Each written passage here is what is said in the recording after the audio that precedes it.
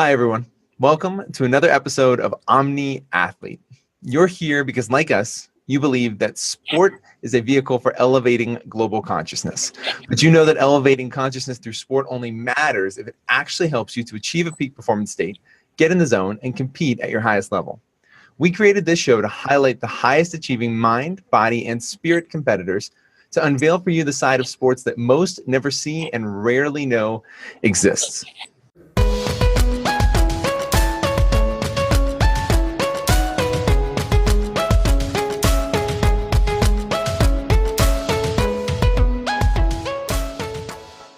So today's guest is a serial entrepreneur, consciousness visionary, international speaker, and co-founder and lead researcher of the Flow Consciousness Institute. His work and teachings have been featured in such prestigious media outlets as Forbes, Face the Current, and Fast Company, just to name a few. He's been hired by global change agents, think tanks, CEOs, professional athletes, and even the United Nations to consult on flow, consciousness, and how to live a more abundant and infinite way of life. Without a doubt, we could easily label him a master of flow and move right into our interview from there. But this would leave a gaping and powerful truth out of his story, because what most may not see in his list of ridiculous accomplishments, like having built 3 six-figure companies and a multi-million-dollar e-commerce business in the last 7 years, is the suffering and struggle it took to get him where he is today. Just about 7 years ago, he was $60,000 in debt, working a part-time job at a local health food store that was literally sucking the life from his very soul. What changed? In his own words, a series of synchronicities that made it impossible for him to ignore the truth that he was creating his own reality. A truth that immediately sent him on a quest to learn, create, and grow an experience that reflected his authentic energy, life, and vibration. He continues to synthesize the years of research he's done on flow, consciousness, neurology, quantum physics, parapsychology, and ancient wisdom traditions, just to name a few, into tangible practices that allow anyone to access their state of flow consciousness while preparing them to move into a state of consciousness many have never experienced. It's my pleasure to introduce to Omni Athlete, the master of asking big questions himself, Justin Faerman. Justin, welcome to the show. Thanks, man. I got some big shoes to live up to.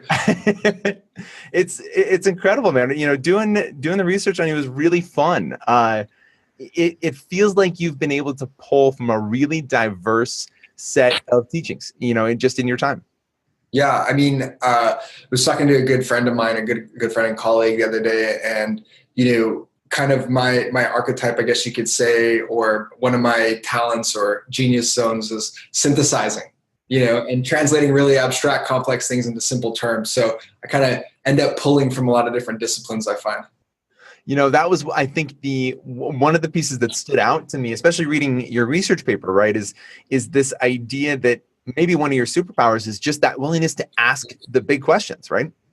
Yeah, totally. I mean, that's always been my orientation since I was a little kid. When I was like 5, I'm like, wait, something's not right here, Why everybody's following all these rules and assumptions, and I could see cracks in them when I was that young, and I was like, wait, but people that are 6, 7, 8 times my age can't see that. So I got really fascinated with how things worked and why we're here and all that, and that's been my driving force for a long time. Yeah, it's incredible, man. I think that's a really good place for us to start too. So with the backdrop of sports being really the context and just athletic performance, it doesn't have to be organized sports per se. It's just, athletic performance. I think there's a lot of, and we're going to dive deep on this, I think, in a couple different ways, but there's a lot of belief systems that are just inherited through the culture of sports, right? Especially as you move up the ladder from, just enjoying it as a kid to playing middle school, high school, college, and professional. And if you can reflect back on some of those first moments, even as a kid, where you were like, whoa, this doesn't feel objectively true, right? What was that like for you? And do you have any insight into what, athletes can do right now to start really kind of poking holes in the fabric of what they're experiencing? Totally. Well, I'll answer that like in the way that I think is going to be most helpful for everyone. And really, when there's a challenge that we all face, in that we're born into a culture, we're born into a certain set of belief structures, and they're so widely accepted and they're so largely unchallenged that we just assume that they're reality, right? We tend to just assume they're reality unless like me, or you have a very inquisitive mind and you're just naturally challenging everything, or, you see some cracks in the matrix where sometimes you see somebody do something that doesn't make sense in the given belief structures. And you're like, wait, is this actually true? So you have that self-reflective moment, right? So we're born into these systems, or in sports when we're young and we're learning how to play the sport, or, get into that culture and get into that rhythm of whatever that organization has. Like we tend to just unconsciously assume the patterns and behaviors. And then there's also this desire to want to fit in and maintain tribe. And if you're in a team sport, right, if you're in a group sport, then all of a sudden that becomes even more important. So, there's different dynamics at play. So all of these have the effects of locking us into certain belief structures and patterns, and they can limit any aspect of our life, including our performance. They can limit, our ability to have success, happiness, close relationships, you name it, across the field, but especially as it relates to sports, they can limit our performance. So, if, for example, you get into a sports culture, and this is probably a belief that's in sports in general, which is that, you have to spend every waking hour practicing, hustling, doing, and just repeating. And it works, right? It works, right? People get really good that way. So you can't argue with it. But the question is, not does it work? Is that the best way? That's really the question, right? And so, at that point, you have to ask yourself, is there a better way? Then you have guys like Phil Jackson who are like, well, guess what? Maybe if we don't practice physically, but we mentally rehearse ourselves winning the games, that might have an influence. And we found that it does, right?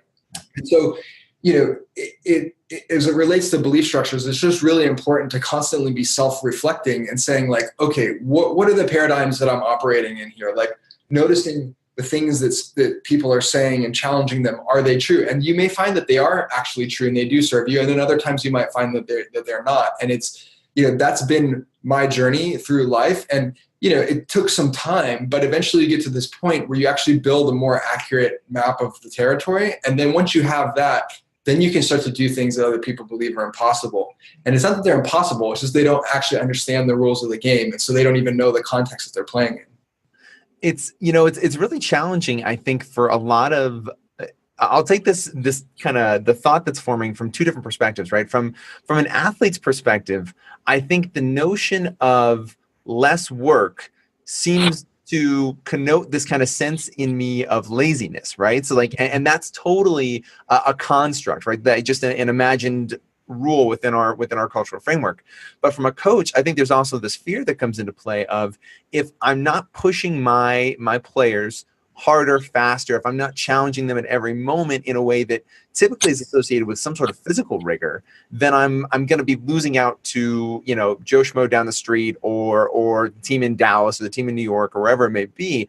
And it just seems like such an interesting dynamic to step back and say, wait a minute, is this an example of the absence of evidence not being the evidence of absence, right?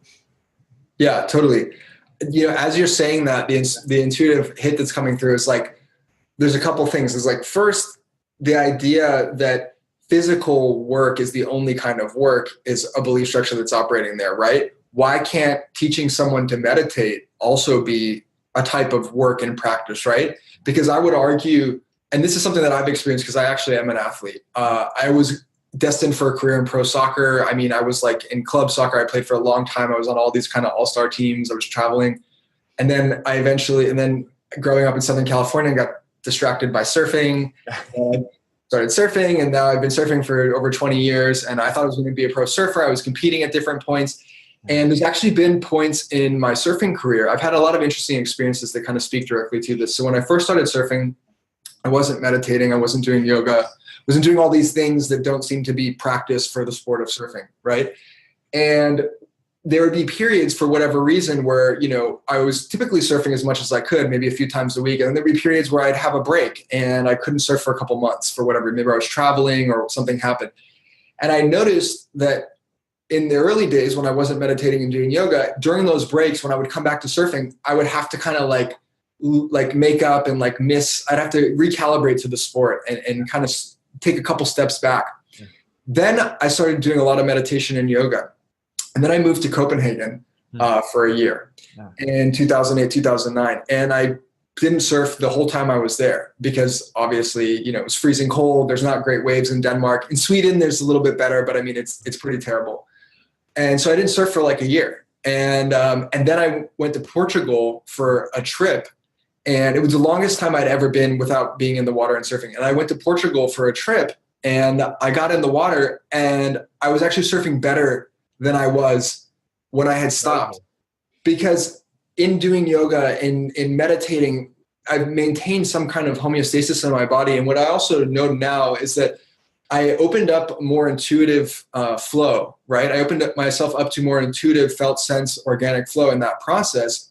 And that translated into improving my surfing, where I was actually surfing better at the end of it. So you could, in traditional athletics, you would say, oh, taking a year off, I mean, you might as well just, set your career back 5 years. Yeah. But it actually wasn't the case. And so I think in relation to what you're saying, like, we have to start defining practice in different terms and really understanding the mental aspect, the emotional aspect, the spiritual aspect, right? The intuitive aspect to sports. If we can develop those capacities, we can go far beyond what's possible on a physical level. So the emotions of athletic competition are so interesting, right? We, one of the, I think the reference points that a lot of coaches have, and as so as a soccer player, this, right? Like every athlete gets yelled at some point in their athletic career, right? This is just the nature of sport. If you're competing, you're gonna have a coach who, for whatever reason, is either choosing to try to push those buttons, or is just, that's their mode of communication, right? They're just a really energized and maybe potentially aggressive communicator. So what I was reading in your model, right, the Betdar model, the idea of beliefs, emotions, thoughts, decisions, actions, reality, like that process, what really came to mind for me is what changes when you start looking at beliefs as influencing emotions is that as a coach, if I start pushing one of my players and I get a response emotionally from them that maybe is extremely intense, right? Whether it's I can feel that they're scared, they're angry, they're sad, they're happy. There's some sort of trigger that I pushed. Rather than trying to push through that more, what it seems to be screaming out of the research you've done is to step back and say, wait a minute, this is indicating that there's a belief system here somewhere that I'm challenging, right? That is in some way, shape, or form impacting what they think they can or can't do. And the moment I thought about that, I was like, oh my gosh, the entire model for coaching changes, right?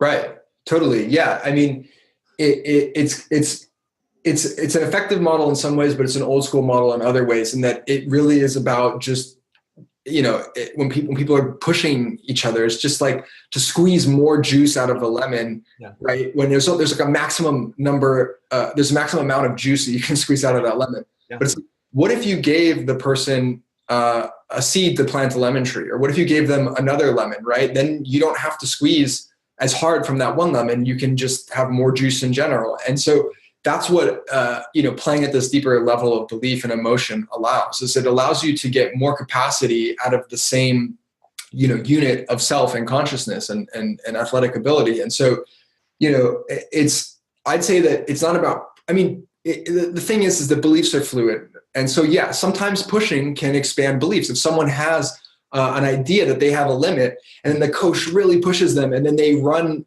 a mile 30 seconds faster, that belief that they were limited got destroyed. So that's definitely one way to change beliefs, but it's not necessarily the best way to change beliefs. In our experience, the best way in this, there's many different ways. You can break it down to really granular psychological processes, but in terms of sports, what we found is models of possibility tend to have a greater impact on belief than forcing.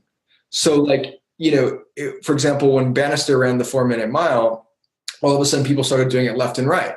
Not because they were getting whipped and yelled at by their coaches, but because they just all of a sudden believed that it was possible. And so when we're looking to people that are extraordinary athletes that are pushing the boundaries, that's really what's expanding what's possible for us. And in order for them to even do that in the first place, they need to believe it's possible within themselves. So we're really just feeding, multiple layers down off their belief structure. So we can learn from that is that if we go and we actually do psychotherapeutic work with somebody who's an athlete and try and understand their psychological makeup and where they're limiting themselves, that's actually a better way to improve their performance than to continually push them once they've hit the limits of what their current athletic ability is. It's a really interesting just paradox, right? Because I think Phil Jackson and Pete Carroll and Steve Kerr, some of these guys that are widely revered within just the coaching ecosystem, right? Pete Carroll's on our board of advisors, right? They have a natural tendency to challenge their players in out of the box ways, right? A lot of times mentally and emotionally in ways that most coaching, just processes don't utilize. Yet when it comes down to the average coach, they don't necessarily model the actions. They model maybe the energy, right? Or they model maybe the behavior, but Exactly. but they don't model the actual actions and tactics themselves. Yeah. This is, I was just having this conversation with someone the other day where it's like what people do, like, for example, I'll take it into the entrepreneurship space for a second. So people see Richard Branson being wildly successful, and a lot of entrepreneurs want to model that. And so they start acting and living like Richard Branson, like they perceive him to be without knowing him very well. And they're almost across the board doomed to failure doing that, because what they're not seeing is that the way he's acting is not arbitrary. It's the basis of a mental model, and it's a basis of principles that he has, and it's a basis of a certain way of thinking and being that allow him to have the success he wants. It has nothing to do with like his behavior. I mean, it has something to do with his behavioral characteristics, but those are based on these deeper belief structures and models of the world. So what we really want to do is not copy their energy per se, because that's not really the magic thing, right? It's like we actually want to get inside their head. Like what are their principles? How are they seeing and perceiving the world? Like, what is their philosophy? That's what we want to adopt, and then take that and express it in our own unique way, which makes it congruent. And that's how we have the greatest impact. So coaches that are not actually studying the philosophy and learning who these people really are and what they really think are missing out on this deeper layer that is super important. There's a growth mindset, right, is something that's become just prolific, I think, at a surface level for a lot of people. And as you're talking, what really popped into my head is this kind of artificial growth that I think within the athletic community we can get really easily trapped into, right? So we can have this this sense of, okay, I'm trying to seek novelty, I'm trying to grow, but I'm really doing it within a contained ecosystem where there's boundaries and there's comfort, and it's a space that I feel comfortable in. I mean, I do this at the gym constantly, right? Where my framework for growth at times will just be, okay, I'm going to go do a different lift, let alone step back and say, is that even the right step, right? There's a million infinite possibilities for that next step. And so it just seems like a unique and also important point for coaches to recognize, and athletes too, that having a growth mindset means more than just kind of coloring to the very edge of the line, right? Yeah, totally. And I mean, I think this comes back to getting people outside of their training regimens, right? Like you're definitely more of a sports aficionado and expert than I am. But I mean, you hear about football players like linebackers taking ballet classes, right? Because it keeps them nimble on their feet. And so all these different disciplines have value. And so if we're just siloed into repeating the same steps, I mean, we're more prone to injury because we're overworking the same muscle groups and fascia and so on. It's like we need to really get holistic and address all these different aspects of ourself and our physiology and our mind. And we do that, that's when we get the most out of anything. So taking a little bit of a left turn, it's all related, but when I was reading, one of the things that popped out of me, and I know you've been asked questions like this before, is the difference between state and stages, right? And this idea of state being really just transitory, right? It's a moment, it's not a lasting and really long-term shift that occurs. And what popped into my head thinking about this is that flow state, right, is this really everybody wants it, right? If I'm an athlete, that's all I think about right now. And everywhere I hear is that the key to success and peak performance comes from finding a flow state. But really that alludes subconsciously to finding something that I can't have all the time, right? Or finding something that is very momentary in its nature, and that doesn't really speak to a level of consciousness. So I think if I form this into a question, what I'm really curious to hear is why is the difference in understanding so critical between state and stage? And how can we kind of challenge athletes to see that the short-term feeling of state may not be the actual end goal that a lot of us make it out to be?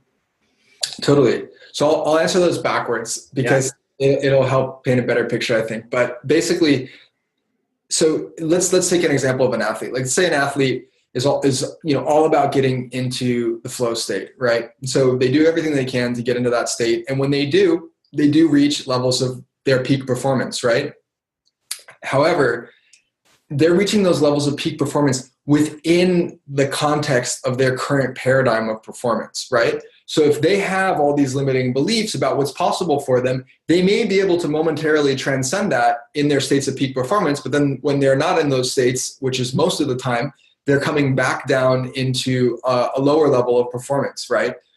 So that's how states are typically approached. Now, a stage, for example, is that those limits of their perception, right? A stage is what is describing the container of their experience. So if they are able to expand that container of perception, right? So if they're able to expand their ability to perform in general, regardless of whether they're in a flow state, they may be performing at their baseline now how they were previously only in a flow state. So their default level of performance has up-leveled significantly. So now when they get into a flow state from that new perspective, now they're at 4x what they were in their previous flow state, right? So this is the difference between, and this kind of paints a picture of why stages are even more important in my experience than states.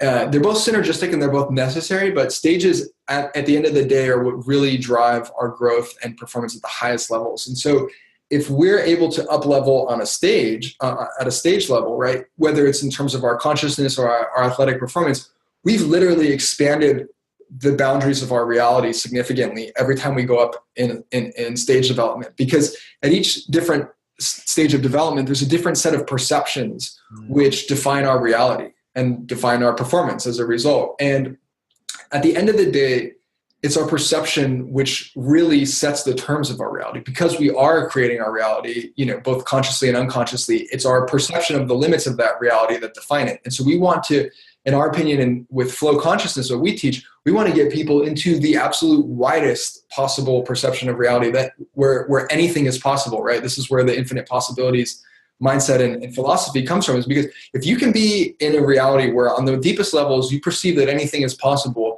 now there's no limits to what you're able to do in terms of performance or what you're able to experience in your reality. And so when you start to continually up level in that regard, your flow state is limitless, everything is limitless. Now, in the journey to upgrading your stages, flow states in particular, and flow states are important because they give you a taste of a reality that's beyond what you're currently experiencing. And then that gives you an anchor where you're like, whoa, there is actually an elevated plane that I can be on, or an elevated stage that I can be on. So you get a taste of it, you experience how much better it is, and then now you have a goal that's pulling you forward to actually develop your stage developments. Because if you don't have that taste, what happens is people often don't know that there's something better. They think what they're experiencing is the best that is available, when it's actually not the case ever. And so, the states are important in that regard to help anchor us into these higher stages and pull us forward and continually expand our possibility. We talk about sports. The reason we started this show in the first place, right? It was because the Sports Energy and Consciousness group is a collection of some of the best athletes and coaches in the world who said, we know that our stages of consciousness have evolved because of sport, right? Because of what we experienced in sport. But not enough athletes or coaches acknowledge it, but everybody knows what it's like to be in the zone, right? And so what comes to mind as you're speaking there is exactly that synergistic idea of getting in the zone gives somebody that taste, that hit, that gets them to say, what more is there if I allow myself to think, can I go beyond that, right? Yeah, totally. And that in that sense, flow states and just peak states in general are so necessary. It's like you can't have stages in the proper sense without states, and what I say in the paper too is that when you get to the highest levels of stage development, what was once a peak state becomes your permanent experience, right? So literally you're just tasting your future self in a state. And that's part of like the growth mechanism that I believe is present in nature and in all systems in the universe, right? Is that we have to have this evolutionary edge to keep us growing and expanding, and states are the key to that. So in a sense, you don't have stage development without them, and they're both essential. there's this responsibility, right, that kind of like screams at me when you put it in such really energizing terms, right? So I think a lot of times we talk about sport as an opportunity to build character, right? And one of our founders, David Megacy, has this great line of, okay, what kind of character are we building? And the reason that's so critical is because if we are just talking about building a human being into somebody who, identifies with whether they win or lose, or somebody who believes the only way to connect my mind to my body is for my mind to just tell my body to shut up and keep going, we create this really negative self-fulfilling cycle within our athletic world. And you know this because you've seen it. Olympic athletes, the peak performers of our, just life, will become shattered and broken when they're done with sport, because it's the very fiber of their being, right? But when you think of it in terms of state, and when you think of it as, if I'm a coach, I'm trying to help these young men, these young women feel what it's going to be like if they can take this next step later in life. That gives me a whole new sense of responsibility on how and what and why I communicate certain things when I do to them. Totally. I think it's an evolutionary, more responsible paradigm in the sports world. And, just reflecting on what you're saying, what comes to me is that, we tend to silo things in our society, where it's like, well, if you want to be enlightened, then go live in an ashram and go be a monk, right? But the truth is that every path that we could possibly take through life is a possible path to awakening and enlightenment. And being an athlete is no exception. And so, an athlete is more predisposed. I would even say it's an efficient path to enlightenment or awakening in a certain sense, because the nature of sport is one of embracing challenge and embracing our growth edge. And that's something that's lacking in a lot of other spaces in life. And so and that's essential to spiritual and personal development. And so if someone's constantly in a space where they're embracing their challenges and their growth edge and pushing themselves in that sense, they're going to experience flow states more often. And another layer of flow states, right? If we really break it down into like what is going on here, we're transcending our physical bodies to some extent when we're getting into that state. And what's actually happening is we're shifting from unconscious competence, right, into transcending competence, right? We're shifting from our unconscious into our superconscious mind, right? And we're actually expanding our intuitive capacity, which is an important marker on the path of spiritual growth and personal development. I mean, this is part of our journey into higher stages of consciousness. So in that sense, when we're getting into flow state, and because athletics is in so many ways like oriented around this, we're actually really developing spiritual capacity much more strongly than we are in other aspects of life. And so I think it's important to honor that. And if we are putting things in a win-lose hyper-competitive paradigm, we're locking ourselves into a lower stage of consciousness, where at the end of the day, people will perform better. They'll be more successful as athletes. They'll win more, for whatever that's worth, when they start to fall in love, instead of with winning, with peak performance. And it really, even beyond peak performance, what is the max, like how can I experience my highest capacity, right? And on all levels, because if I can do that, then I'm feeling fulfilled anyways on a purely existential level, but I'm also performing at a much higher level too. And there isn't that crash if I don't win, because at the end of the day, that's just an external marker. The thing that's most important is, did I perform to my highest capacity? And if I didn't, what can I learn from that to get me there in the future, So totally. And what comes to mind is this notion that I think I'm going to step out on a limb, but I feel pretty confident in saying that a lot of athletes and coaches really are challenged with the notion of what it means to be a spiritual being, right? So that, like, this term spiritual gets thrown around, and a lot of people are sitting here saying, well, okay, either I'm a Christian or I'm a Jew, or they're thinking, okay, I don't believe in out of body experiences. That, like, it tends to draw these really polarizing typical boxes that we want to put that word spirituality in. And I'm going to ask an intentionally very open question, but if you had to sit there and explain this to, let's say, a 15-year-old basketball player who's never really thought about consciousness and spirit, where would you start, knowing that the more that they open, the more that their performance can grow with them? Totally. Yeah, I mean, it's a great question. And this is a problem with the word spirituality, is that there's all these, stereotypes and and unconscious assumptions about what it is and what it means. And so I like to break down the word, because if we really like look at the essence of what the word spirituality means, we can start to see that it doesn't really have anything to do with religion at all. And that, it's really about tapping into higher aspects of ourselves that allow us to kind of expand into a more infinite realm of possibility. So spirituality, right? It's the essence of that word is spirit. Right. And what is a spirit, right? A spirit is a non-physical entity. It's a non-physical thing, right? Spirit is referring to ether, something that's not physical, right? And a lot of people associate that conception with God or heaven or angels or whatever. So the religious take it into a certain domain. But the truth is that, when you strip away any religious context, it really means like non-physical, right? So spirituality means non-physical, right?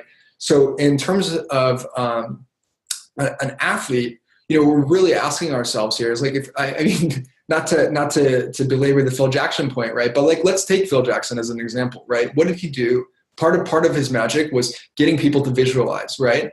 When you're visualizing, you're operating on a non-physical plane, right? You're operating on in the mind's eye, right? It's your imagination, it's the ether. And so he was having people be spiritual in the sense that they were visualizing, and that ended up expanding their performance, right? Because he was wanting them to do something that maybe had never been done before. And if that had never been done before, then the only place that you can experience it is by imagining it, right? And so I would say that spirituality in a sports sense is really about expanding ourselves into greater capacity beyond just the physical plane. And so it has nothing to do, in my opinion, with religion at all. And although religions, definitely teach things and have paradigms that overlap with this non-physical element, for sure. However, in the context of sports, it's really about, holistically integrating the mind, the body, and spirit, which is beyond those two. It's so, well, yeah, I just, what really is dynamic to me as I think about this, the topic, right, of spirituality, and the way that you just phrased it, is that it takes so much more audacity and courage to visualize a level of performance that you've never had before than people really realize, right? And so there, I think, becomes, having been in enough locker rooms, there's a sense of, well, I did it this way, I got here, that's what I'm going to stick with, right? Presuming, especially around any mental or spiritual practices, that if I didn't need it to get here, there's no possible way that I could go any further with it. And really what that, I think illustrates to us is a lack of understanding that you're just dipping your toe in the water, right? So far, like your performance, you don't even know what's possible yet.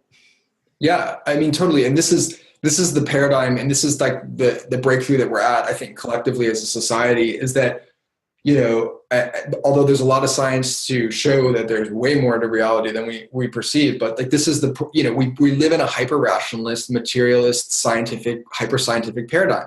If it can't be measured, it comes under scrutiny. It probably doesn't exist. Yeah. You know what I'm saying? Like this is the paradigm in which we live in. And so culturally, this is the belief we have, which of course overflows into sport and so on and so forth.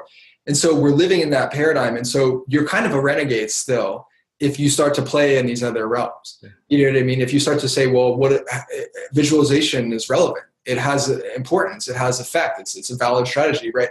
Now all of a sudden it's like, whoa, that's woo-woo, man.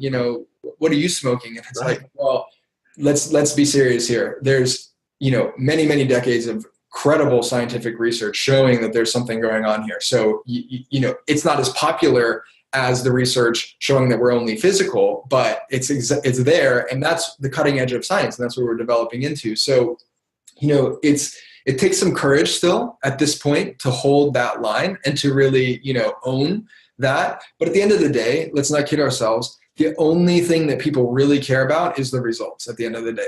So if you're winning consistently, or if you're performing at a level that most people believe is impossible, eventually they're going to be like, okay, are you doping, or what are you doing? And if you can prove that you're not doping, then they're going to be interested. And so that's kind of the perspective that we come from, is like, well, look, believe what you will, but at the end of the day, if we have something that you want, then you're going to be curious how we do it. And if we're telling you that it's because we do this, then you can't really argue with that, Yeah, and there's so much within sport that already shines the flashlight, so to speak. If we think of a couple of our founders use these analogies really well. That if we think of stepping into another stage of consciousness of development as a dark room, right? There's so much within sports that has a flashlight on, pointing us towards the light switch, right? It doesn't always walk us over and flip the switch itself. But I'm reminded of Tim Galloway's book, right? The Inner Game of Tennis, right? So much of what we're being shown through that book is awareness, right? Conscious choice of what we choose to perceive and focus our attention on, right? Which is truly just understanding that what you are going to put your attention towards creates the reality that you're experiencing. Totally. Yeah. I mean, our attention is hugely powerful. What you focus on tends to amplify, if only in your perception, but still that is everything. I mean, your perception is filters everything that you experience in the world. So, whatever you're focusing on is going to be hugely important to you. And, if you find something to focus on that other people aren't, that is actually better than what they're doing, now you have something that is kind of a secret weapon. I would be totally remiss if I didn't ask you this question, because one of the biggest questions we get consistently from our audience is just how to develop more body awareness, right? So the integration of mind and body comes up consistently, because I think we're fortunate in that a lot of our tribe has already kind of stepped into this world and said, okay, I know and I've experienced something within this realm, but I don't necessarily understand how to integrate it. And how do I integrate that connection in the moments where it gets hard, right? So in the moments where if I'm on a wave and I feel something teeter, right? If I'm in the middle of a run and I'm starting to feel that fatigue, what can I do to really draw back into my body and bring that awareness back to the present moment? Yeah, totally. Well, there's different levels that you can approach this on, right? There's definitely practices to just tune into the body on a purely physical sense in a more subtle fashion, right? There's a lot of great practices for that. Yoga is really good for that. Pilates. So there's all kinds of different things. But that's just one layer of the body, right? If we break down the body into different layers, right? We have our skin, we have our bones and our structure, we have fascia, we have muscles. Then we're still just on the physical level of the body. Then we have the energetic layers of the body too, right? We have subtle energy fields around the body which interpenetrate all these other different aspects of ourselves. We have the mental and the emotional layers of the body as well too, right? Because we tend to think of those as abstract, but we know that even if we can expand our perception of our mind-body integration, it's there and it's extremely deep, right?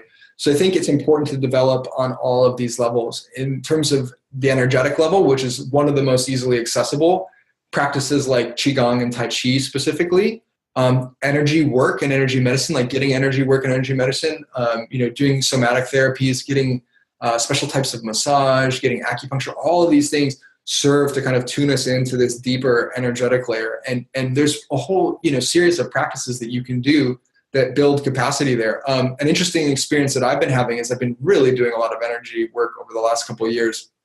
And especially lately, a lot of Qigong practice and Neigong practice. And, it's to the point now where I can literally, like if someone has their hand like a few feet away from me, I can, if my eyes are closed, I can literally feel where they're holding their hand over my body. So I haven't been focusing on my body in the Qigong practice so much, more on the energy that's moving through my system. But what that does is it expands my field out to here. And now I can feel things outside of myself. So for example, as a surfer or as a boxer, you know what I mean? You can start to be able to feel like subtle movements in your opponent. So before he's even, gotten close to your skin, you can see and feel that the movement of his hand from like a couple feet away, right? And you can feel maybe other parts of his body that you can't see, like maybe his knees are closer to you. If you're a UFC fighter or something, maybe their knees are coming up to move you, to strike you, and then you can move. So having this energetic field awareness is super important too, beyond just the physical realm.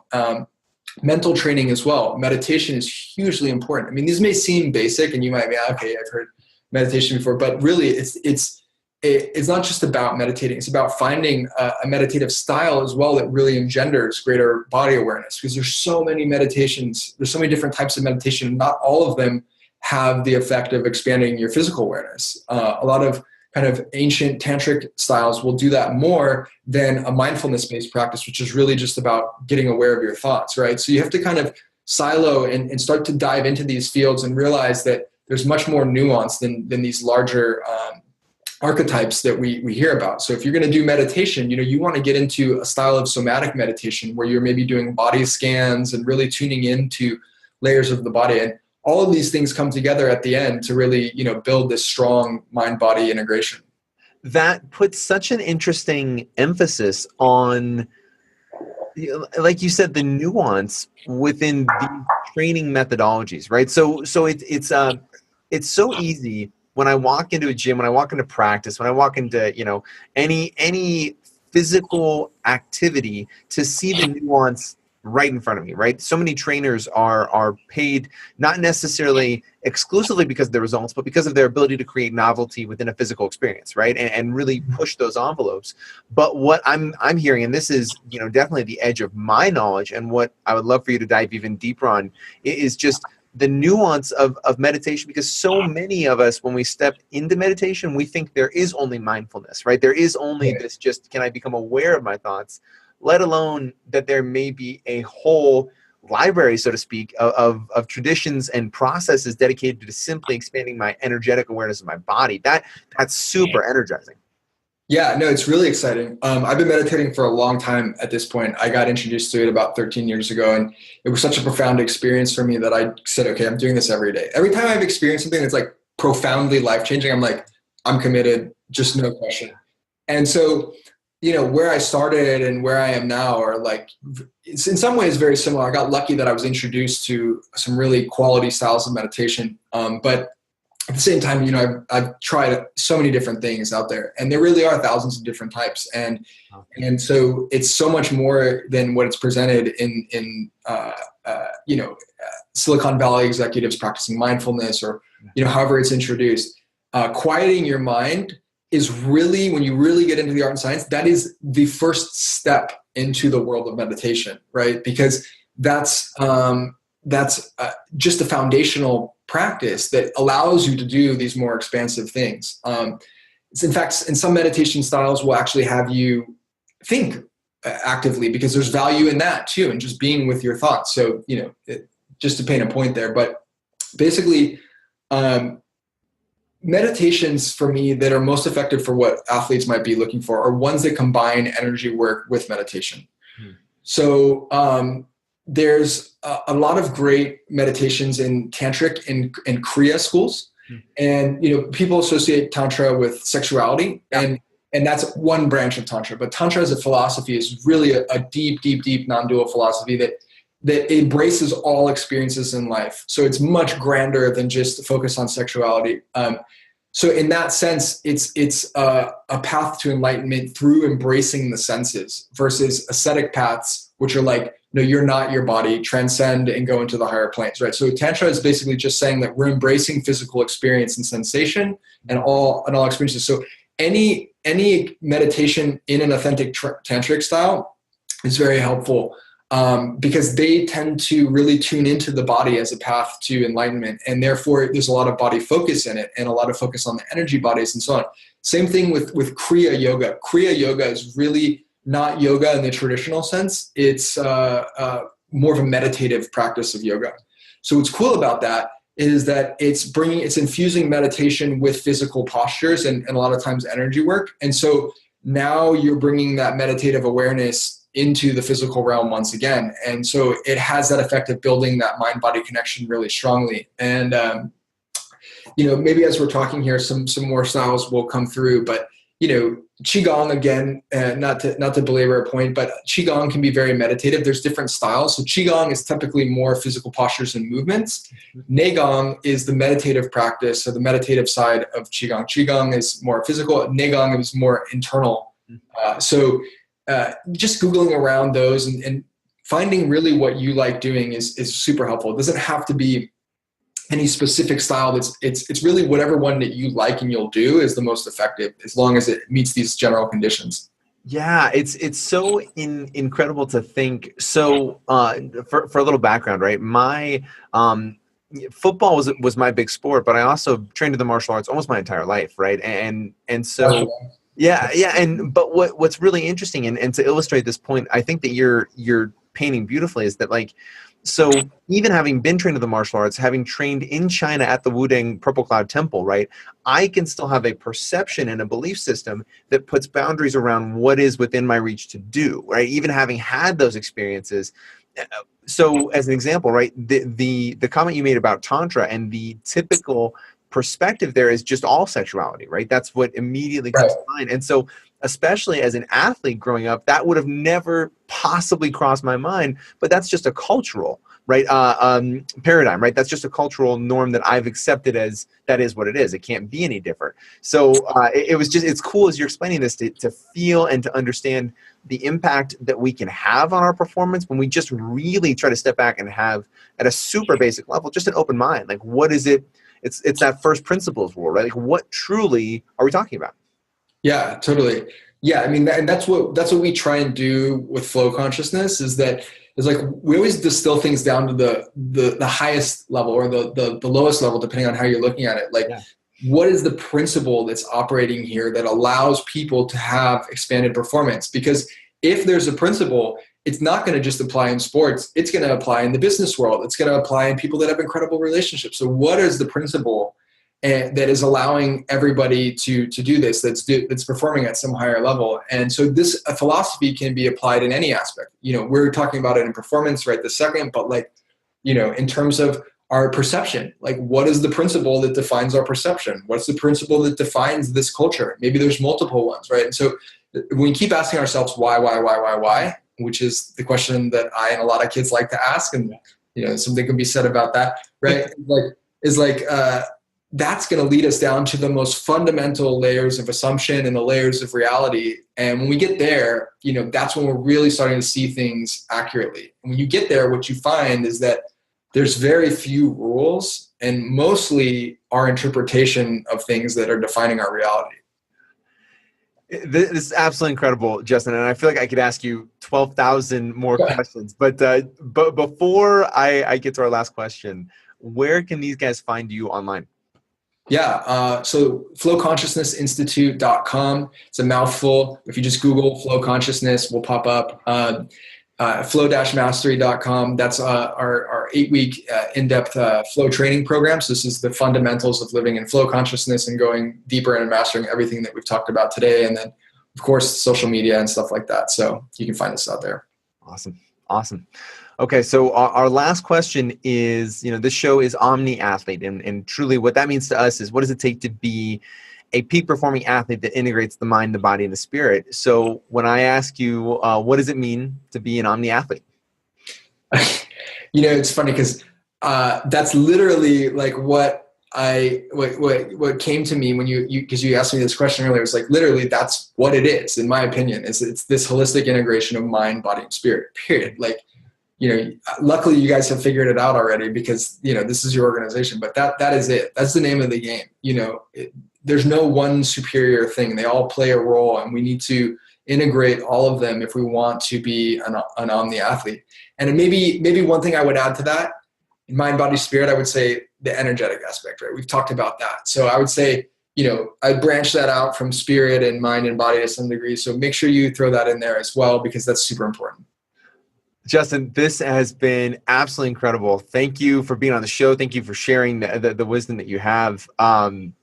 Guys, like, I feel like I say this after every guest, so you guys continue to top yourselves, but like dive into Justin's world and really focus hard on what it means to construct the reality we're experiencing, right? The moment you step into the research he's done, the work he's done, the courses and the coaching that he has been able to produce and synthesize, you're going to see just the very fabric of reality is truly ours to construct. And what that means for athletes is that we are truly moment to moment creating the performance that we're experiencing. So if we want to perform better, there's nobody to blame but ourselves, but that's a beautiful thing because we can take it a step further and take that responsibility. And Justin is where I would go to take that next step in my evolution, both athletically and just on a consciousness level. So Justin, thank you. Absolutely incredible. Awesome. Thank you so much. It's been a pleasure, Josh. As always, guys, if this content is adding value to your lives and specifically to your performance as an athlete or as a coach, please, please, please like and share our content so that we can grow this community. That's what we're after right now, is just growing this community and helping as many athletes and coaches as possible access the teachings on peak performance, mental and emotional self-management, spirituality, love, achieving what it feels like to be in the zone and in a flow state, and everything that it is to be an omni athlete. We want to get this message out to as many people as possible, and we need your help to do it. So if it's adding value and it is truly helping you as an athlete or as a coach, please like and share this content. And until next time, guys, mind open, eyes wide, feel into it, play.